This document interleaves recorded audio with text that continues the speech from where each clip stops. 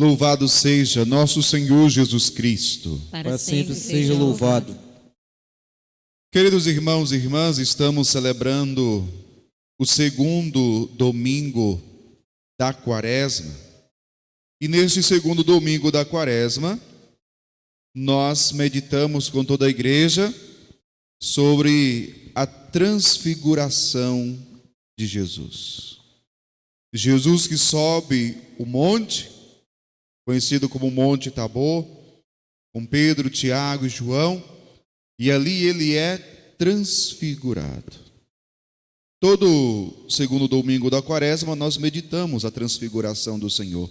No entanto, eu queria começar essa reflexão partindo da primeira leitura de hoje, deste domingo, que é a leitura do livro do Gênesis, que fala que Deus pôs Abraão à prova. Deus pôs Abraão à prova. Nós conhecemos a história de Abraão. Abraão e Sara. Se tratava de um casal de idosos, já tinha idade avançada e que não tinham filhos. No entanto, Deus chama Abraão e diz que ele terá uma descendência. Ele terá uma descendência. A sua esposa não acredita, mas Abraão, ele acreditou. Mesmo diante da sua situação, ele acreditou em Deus. E é muito interessante, por quê? Porque ele já tinha quase 100 anos, e a sua esposa era estéril. Então, como ter descendência? Como ter filhos? Só que tem um detalhe: foi Deus que falou. Foi Deus que falou. E Abraão acreditou. Eles tiveram de fato filho. Deus concedeu o filho a Abraão, mesmo com idade avançada. No entanto, o que nós escutamos na leitura de hoje? Deus pôs Abraão à prova. E que prova foi essa? Deus faz um pedido a Abraão. O que foi que Deus pediu a Abraão?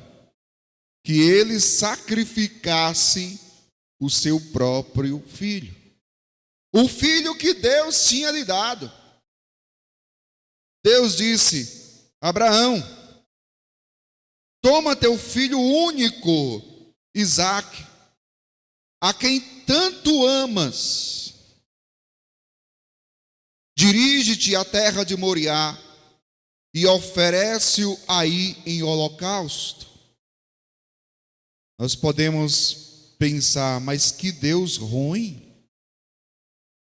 Como é que Deus é capaz de fazer um pedido desse? Primeiro ele dá o filho, e depois ele quer tirá-lo. Ele pede a Abraão que sacrifique o seu único filho, como diz a leitura, que tu tanto amas, a quem tanto amas. Como é que Deus pede isso? Se fôssemos nós no lugar de Abraão, o que nós faríamos? Abraão, ele obedeceu a Deus. É muito forte na pessoa de Abraão a obediência da fé. A obediência da fé. Não é à toa que Abraão é conhecido no Antigo Testamento como o pai da fé. Ele espera a Deus, ele espera em Deus acima de todas as coisas.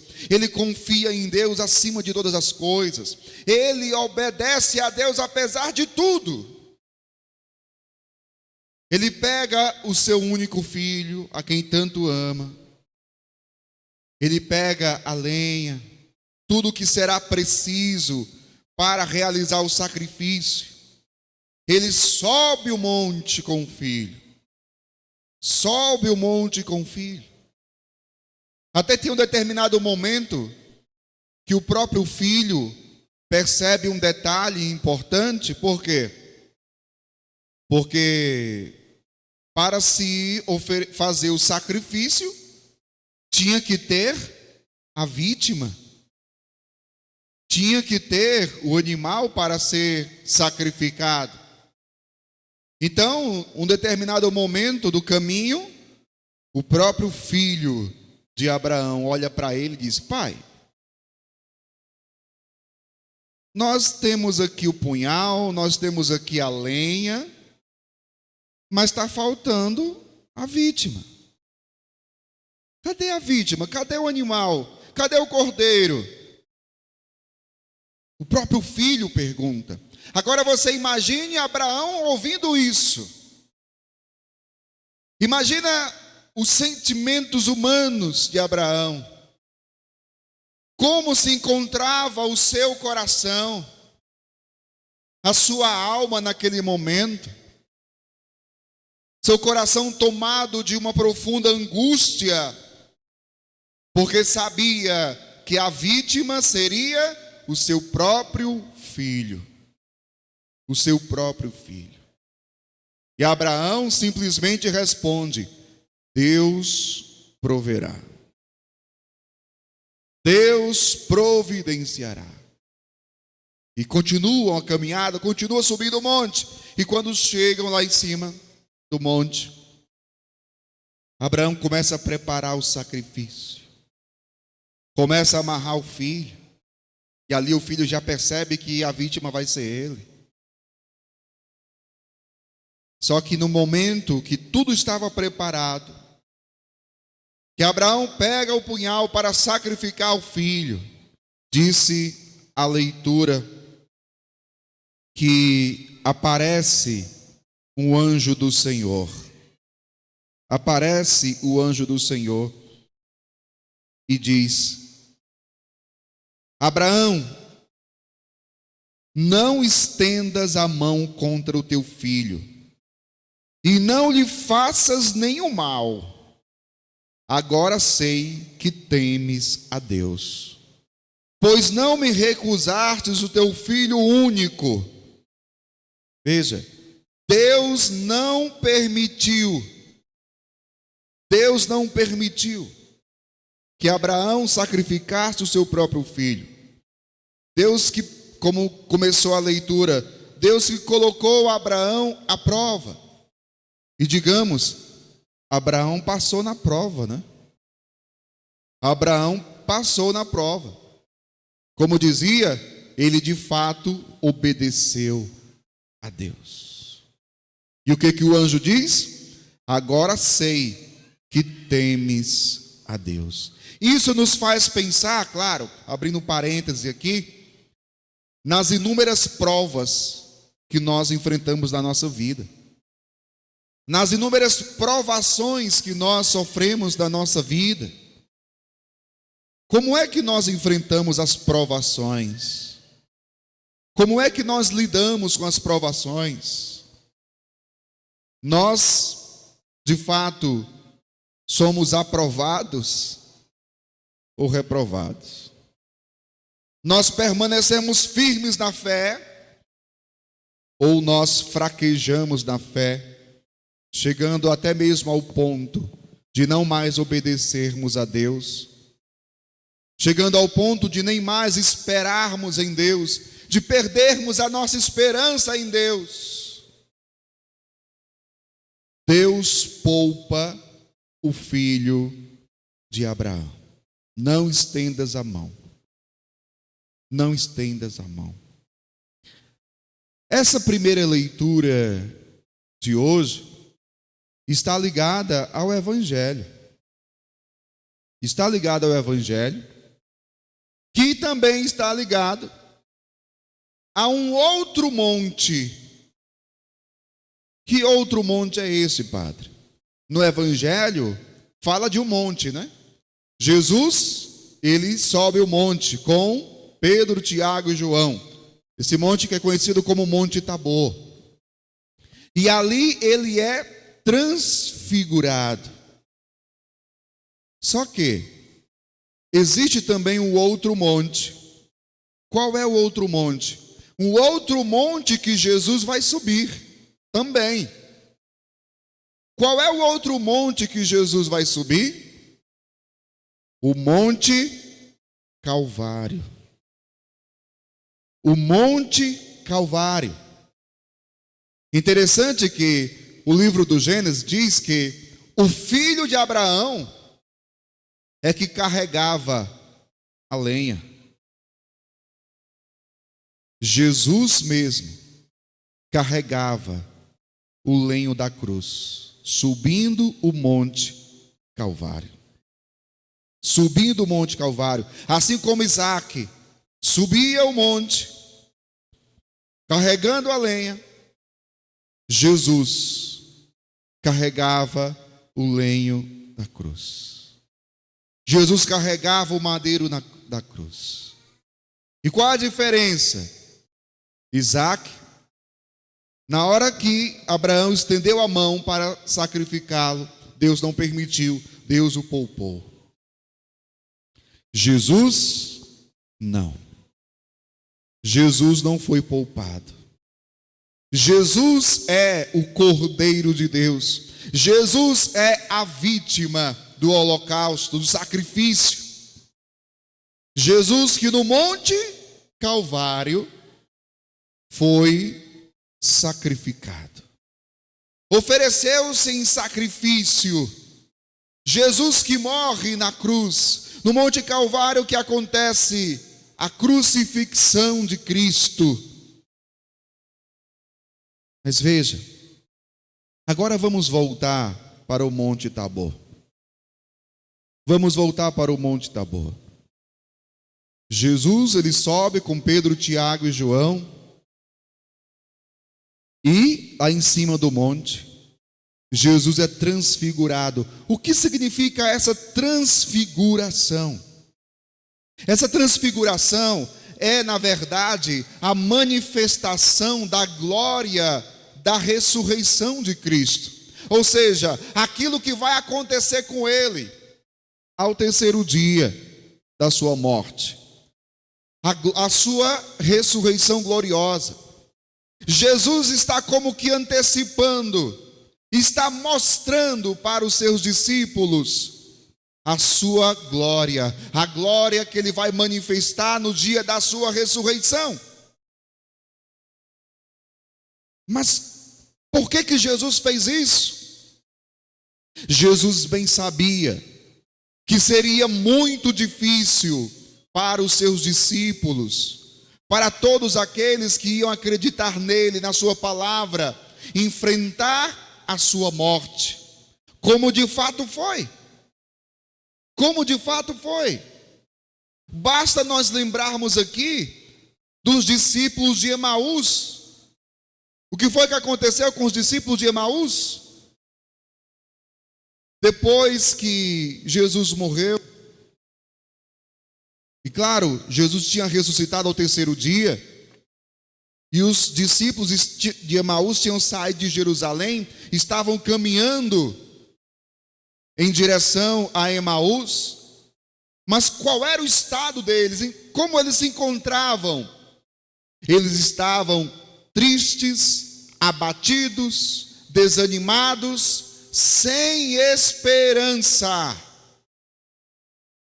É tanto que quando Jesus ressuscitado aparece para eles, começa a conversar com eles e pergunta: ei, o que foi que aconteceu? E eles olham espantados para Jesus, sem reconhecê-lo. Sem reconhecê-lo.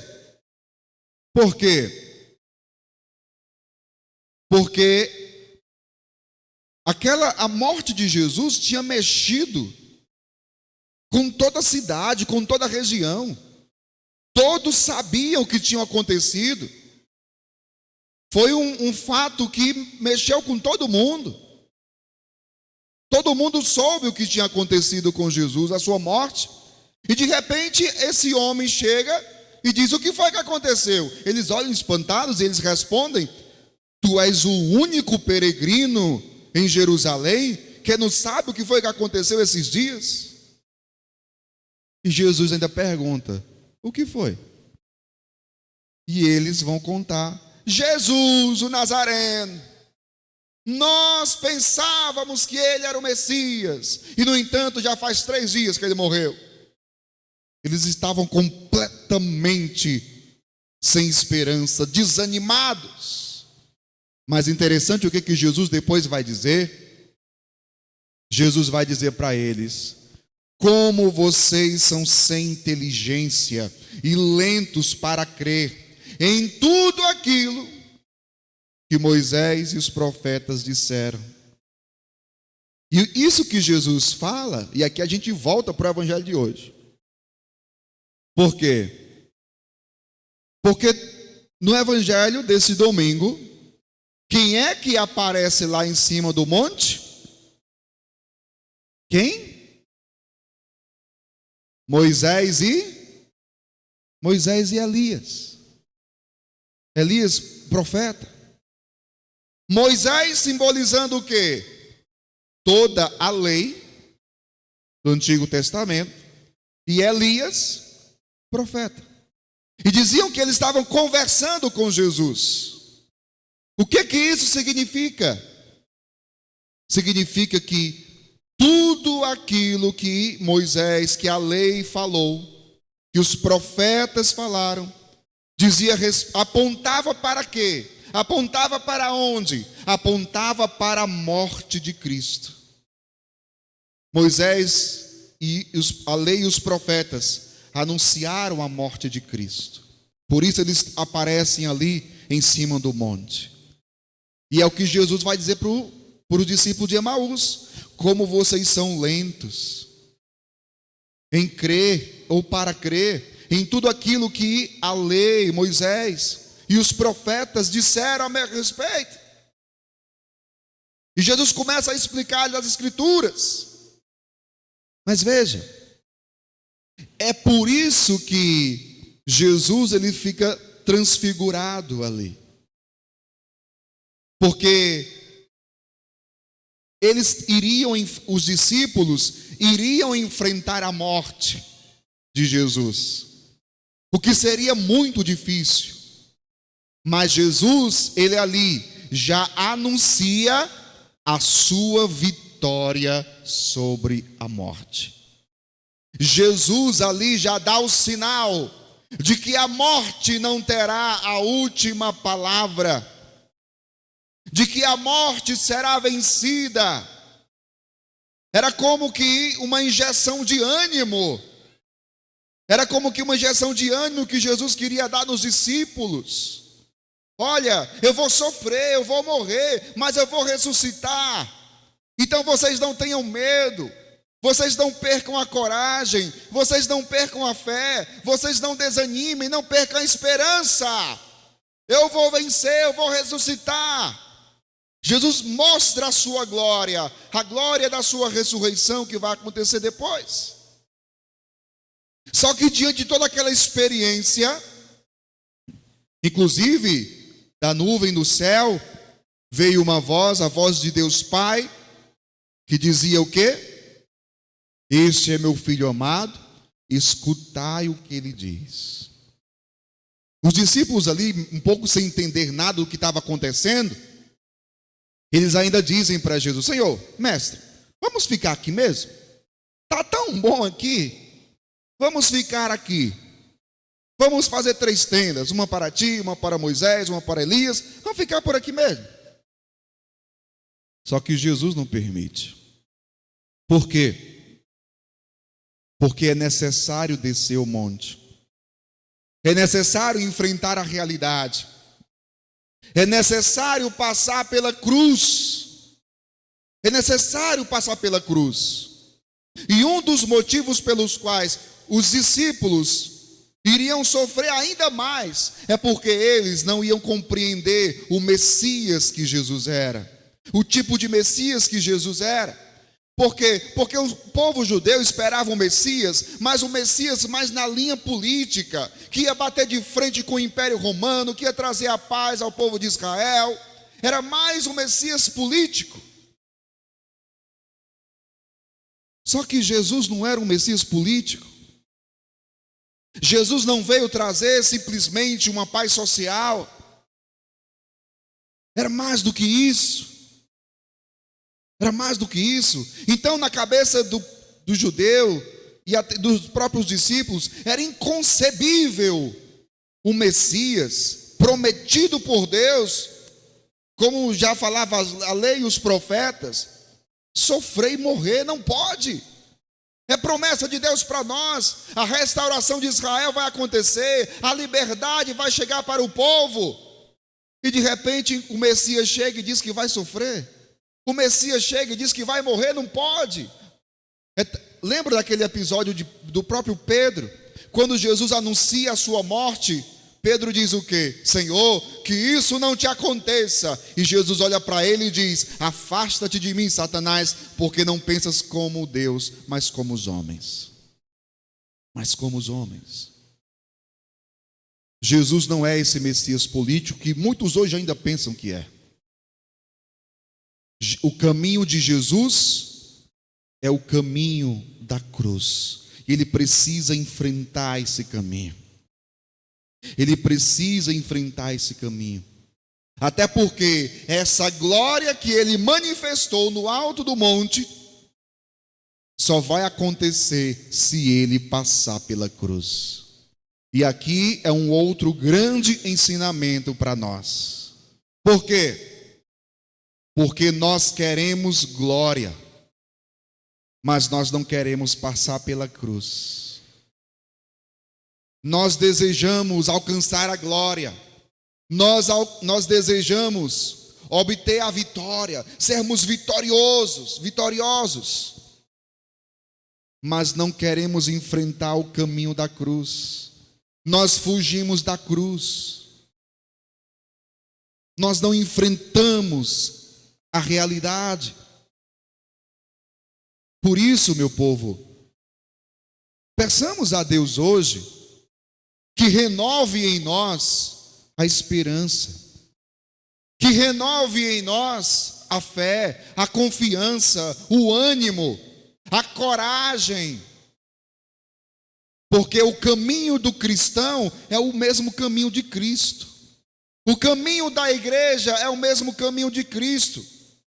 Assim como Cristo passou pela cruz e venceu, a igreja também vai vencer. Nós também venceremos. No entanto, para vencermos, é preciso passar pela cruz. E nós precisamos dessa coragem. Nós precisamos carregar a cruz. Nesse mundo, disse Jesus, tereis aflições, mas tenham coragem, eu venci o mundo. A vitória já é nossa. Mas é preciso lutar, meu povo. Não tem vitória sem luta, sem combate. E São Paulo, na segunda leitura, ainda nos encoraja. Ele diz: irmãos, se Deus é por nós, quem será contra nós? É com esta fé, com esta confiança, que também nós hoje precisamos enfrentar essa pandemia que está aí, esse tempo difícil que está aí. Diante de toda essa situação que nós estamos vivendo, que estamos sofrendo, vendo pessoas morrerem, pessoas doentes, pessoas enfermas, é com esta mesma fé, com essa mesma confiança que nós devemos enfrentar tudo. Como São Paulo está dizendo, se Deus é por nós e Ele é por nós, quem será contra nós? É isso que nós devemos dizer diante do tempo difícil, diante da dor, do sofrimento, da enfermidade. Se Deus é por nós, quem será contra nós? E não diz somente isso. Ele diz assim: Deus que não poupou seu próprio filho, mas o entregou por todos nós. Olha a pergunta agora: como não nos daria tudo junto com ele? Repito, como não nos daria tudo junto com ele? Veja, como se já não bastasse o Pai nos dar o seu único filho, a quem tanto amas. Como já se não fosse tudo,